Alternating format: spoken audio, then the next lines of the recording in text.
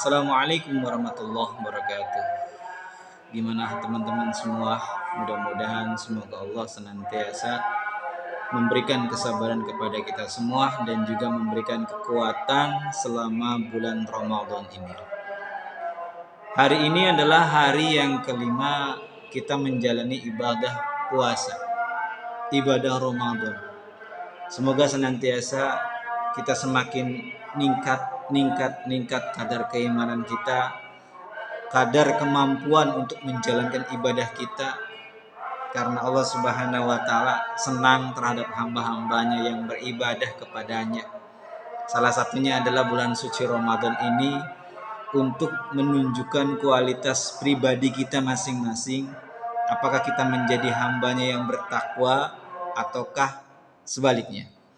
Tapi mudah-mudahan semuanya, teman-teman semua, kita menjadikan hamba-hamba Allah yang bertakwa, yang muttaqin, sesuai dengan firman Allah Subhanahu wa Ta'ala yang sudah ayat ini familiar di kita semua. Ya ayyuhalladzina amanu kutiba alaikumusiyam kama kutiba alal ladzina min qablikum la'allakum tattaqun.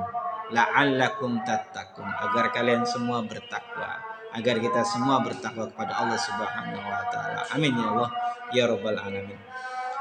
Teman-teman semua, kali ini kita pengen bercerita terkait dengan salah satu sahabat Nabi, Abu Bakar, saat belum masuk Islam.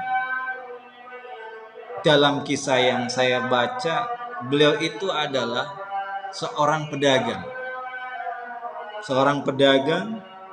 yang pergi ke negeri Syam, berjualan di sana, menginap di sana. Pada suatu saat ketika beliau tidur, mimpinya apa? Mimpi bulan dan matahari ada di dalam pangkuannya, ada di pangkuannya. Kemudian bulan dan matahari itu beliau direngku, didekap, lalu kemudian setelah itu dikasih selendang. Bulan dan matahari dikasih selendang. Subhanallah, semuanya qadarullah, semuanya adalah takdir Allah Subhanahu wa Ta'ala. Saat itu Abu Bakar mimpi. Akhirnya beliau pengen mencari tahu penafsiran apa makna dari mimpi yang beliau rasakan. Apa makna yang mimpi semalam dia temukan di dalam mimpinya. Kemudian beliau pergi ke pendeta, ke rohib. Setelah itu Abu Bakar bercerita kepada pendeta. Pada akhirnya pendeta kemudian menanyakan, "Siapa kamu?" "Saya adalah Abu Bakar." "Dari mana kamu?" "Saya dari Mekah," kata Abu Bakar. Kemudian setelah itu, "Dari suku mana?" "Saya dari suku Taim." "Kemudian di Syam ini ada apa?"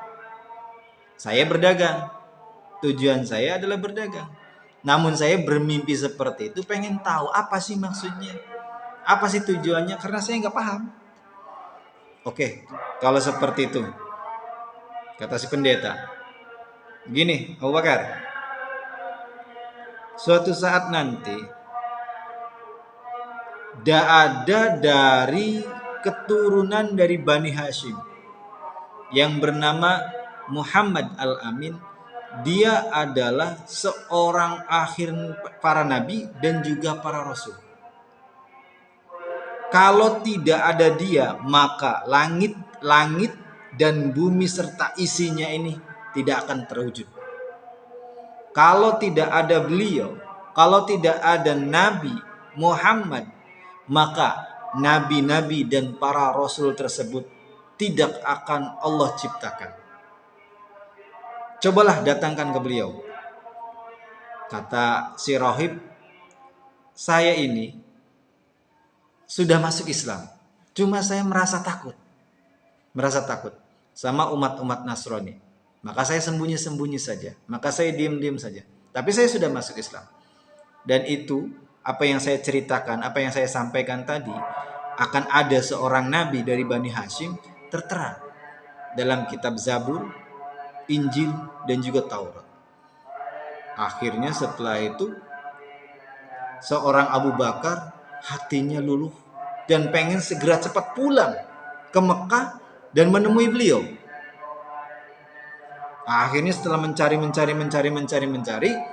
ketemulah sama beliau. Ngobrol sama beliau biasa. Hingga pada akhirnya Nabi Muhammad SAW menanyakan kepada beliau, "Ya Abu Bakar, setiap hari kamu datang dan duduk bersama saya, tapi kamu belum masuk Islam. Tapi kamu belum menyampaikan, belum mengungkapkan syahadat." Apa yang dilakukan, yang disampaikan oleh Abu Bakar? "Kalau memang sampean ya Rasul, sampeannya Nabi, seorang Nabi, seperti apa mukjizatnya?" Kemudian Nabi Muhammad menjawab, "Apa kurang cukup yang disampaikan oleh seorang rahib, yang disampaikan oleh seorang pendeta waktu kamu ada di negeri Syam? Waktu kamu berada di sana menanyakan tentang cerita dari tafsir mimpi yang kamu rasakan." Loh, Abu Bakar kaget. Kalau Nabi, kalau Muhammad tahu dari apa yang dia dapatkan, ceritakan dari rahib itu. Akhirnya beliau segera kemudian menyatakan dirinya untuk masuk Islam dan bersyahadat kepada beliau. Itulah cerita tentang salah satu sahabat Nabi, salah satu khalifah pengganti Rasulullah setelah beliau wafat dalam masuk Islam. Itulah teman-teman, mudah-mudahan kita semua kita semua diakui oleh Kanjeng Nabi, diakui oleh Muhammad Rasulullah SAW sebagai umatnya. Karena kita ini nggak pernah bertemu, tapi beliau yakin, beliau cinta kepada kita sampai akhir hayatnya. Beliau meneteskan air mata, ummati, ummati, ummati. Bahkan dalam satu kisah, saat beliau ditarik dari ubun-ubun sampai kemudian ujung kaki, sakitnya, ruh dicabut, udahlah Jibril berikan kepada saya semua, sampai begitu Nabi Muhammad. Allah subhanallah ya. Mudah-mudahan semuanya, kita semua ini diakui oleh Muhammad, oleh umatnya Nabi Muhammad, dan kita mendapatkan syafaat beliau fid dunya wal akhirah. Amin amin ya rabbal alamin. Terima kasih teman-teman, hanya itu yang bisa dapat saya sampaikan. Kurang lebihnya saya mohon maaf. Jika suka, like. Jika bermakna, subscribe. Jika ada nilai-nilai pahala di sisi Allah Subhanahu wa Ta'ala, boleh di-share sebanyak-banyaknya.